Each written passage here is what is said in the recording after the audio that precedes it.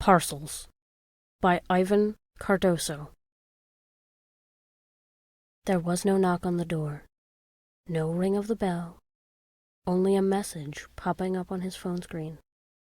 Your package has been delivered. He hadn't ordered anything, and yet, as he opened the front door of his apartment, out of pure caution, there it was. Tall and lean cardboard box, with that easily recognizable smile printed on its sides. The corridor outside his apartment was quiet. There was no sound coming from the other 16 units on his floor, and the automatic lights were only turned on from the elevator to the vicinity of his door, tracing the trajectory of the unknown delivery man, a reminder that the package hadn't simply materialized on his doorstep. There was a human aspect to it, albeit invisible. The rest of the corridor was drowned in darkness. He looked back at the package. This side up and handle with care written all over it, like tattoos on the torso of a short, bulky, tanned, naked man. On a large white sticker, his name and address proved the delivery was not a mistake. That package was destined for his door, but there was no sender. If he hadn't ordered it, who had? There was no one who would care for him that much. No family, no friends, no loved ones. He hugged it and noticed how heavy it was. Too heavy to lift, so pushing was the only way he could get through it into the living room. He tore through the duct tape, feeling a mixture of curiosity and fear, but was left perplexed when he confirmed, separating the pieces and looking through the instructions manual, that it was a bookshelf. He actually needed a new bookshelf. The old one was too damaged to be carried when he moved to this apartment, so his books had been piled in a corner, waiting for a moment like this. That's convenient, he thought. A strange convenience, since he never ordered it, but still a convenience. Assembly and cleanup took the rest of the afternoon and most of the night. When it was done, it stood tall and marble white against one of the walls, with 12 long shelves separated into 2 rows, 6 on each side. It was immense, but he wasn't a man of many possessions, so it fit comfortably after it was pushed into place. What a beauty it was! He was tired and in need of a shower, yes, but the shelves looked at him emptied, eager for books they would hold, longing for them. Organizing his books was an easy task. There were not enough of them to fill the available space, so the center shelves were used for hanging plants, and a couple of souvenirs from his trips to France, Brazil, and Italy adorned the spaces where a line or small stack of books was unable to fit. He took a step back and admired his work, gleeful as a child on his birthday. The fact that he hadn't ordered it was quickly dissolved and forgotten by the fact that he now had it, and it was now his, the bookshelf. He would have even taken a picture of it with his phone had it not vibrated on his pocket at that very moment. He took it in his hands. There was a message on the screen. Your package has been delivered. Was it a new message, or the same from earlier? Before he could open it to see the hour it was delivered, a new message, identical to the other 2, appeared on the screen. Your package has been delivered. What was happening?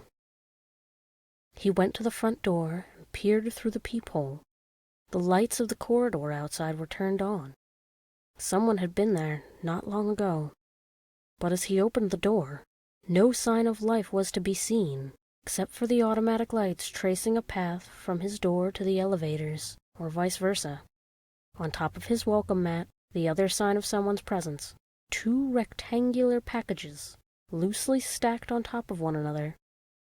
Much smaller than the previous one, but made of the same tanned cardboard, marked with the same recognizable smile printed upon it, and a white sticker bearing his name and address. He took them in and soon discovered they both contained books. Love in the Times of Cholera in the first, Fragments of Horror in the second. That made him extremely happy. Both were on his wish list for years, but he never got around to order them, let alone read them. They were his now. Yet none had been bought by him. Who, then, was his anonymous benefactor? And why was this person sending him gifts? For the time, he preferred to think about them as such, as he turned to the first page of Garcia Marquez's love story. But were they really gifts? The packages didn't stop coming during the next days, always preceded by the messages on his phone. Your package has been delivered. Your package has been delivered. Your package has been delivered. By the time he reached the door, at least 2 or 3 packages were stacked at his door, accompanied by a trail of lights from the elevators, and no delivery man or any other person. Back inside the apartment, he opened them diligently, knowing that there would be books inside, but being surprised by the revelation that they were, indeed, books from his wish list. And now he had them, mostly fiction, a few autobiographical essays, and 1 or 2 graphic novels, but always books he wanted to read. Almost as a dream come true.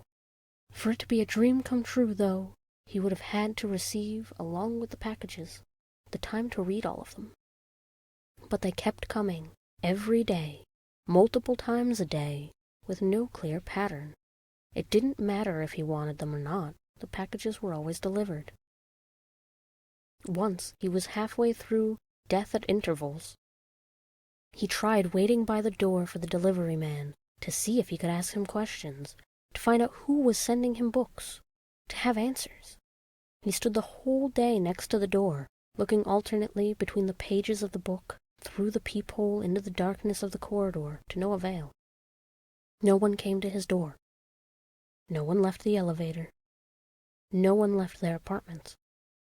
When he finally couldn't hold it in anymore, he went to the bathroom, and his phone chimed for the first time that day, multiple messages in sequence. Your package has been delivered. Your package has been delivered. Your package has been delivered. He had missed the delivery.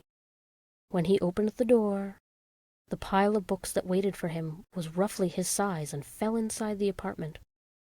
By the end of the 2nd month of uninterrupted deliveries, his wish list had been covered from start to finish. Yet the books kept coming. Some of them he had never even heard of, or maybe only heard the author's name mentioned in a conversation. But all it took was a quick scan of the synopsis to strike his curiosity, every time. Whoever kept sending them knew his taste in literature enough to curate the deliveries. He didn't fight it anymore. It was what it was, and there was nothing he could do but enjoy the books, read them, one after another, trying to organize the new arrivals where he could, since the white bookshelf had long been overstuffed. As for reading them, he did his best. However, there wasn't enough time to get through all the books in his possession. By then he was alternating between Wisława Szymborska's complete poems and George Louis Borges' Labyrinths, thinking what an intriguing read Mouthful of Birds ought to be. Before he could get to it, though, he still had so many others. There were always too many titles waiting in line, teasing him with their plot lines, taunting him with their characters, flaunting their themes before his eyes, asking, no, begging, to be read. The joy of opening a box was still there, every time.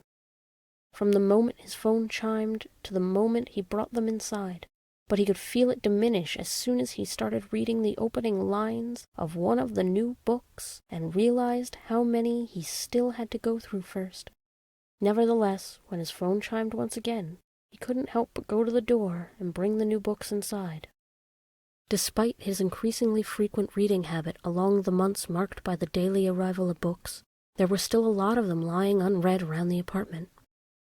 Stacked in piles on the living room, next to the bookshelf, along the corridor, on the nightstand, standing promisingly as piles of multicolored, unused bricks waiting by an unfinished building site, giving his apartment a messy atmosphere, a characteristic smell of paper. There were so many books, in fact, that when he first noticed that a stack had reached the ceiling, There were already 5 other stacks the same height scattered across the apartment. That puzzled him. When were they stacked? Had the deliveries and subsequent organizing become so mechanical, so void of joy, that he forgot about other stacks? Impossible, he thought, while diving back into his copy of The Castle by Franz Kafka. There was no time to think about the stacks. He had to finish reading it. There were only 80 pages left, and the House of Spirits was impatient with the delay. His phone chimed 6 more times, but he ignored it. He had to finish it.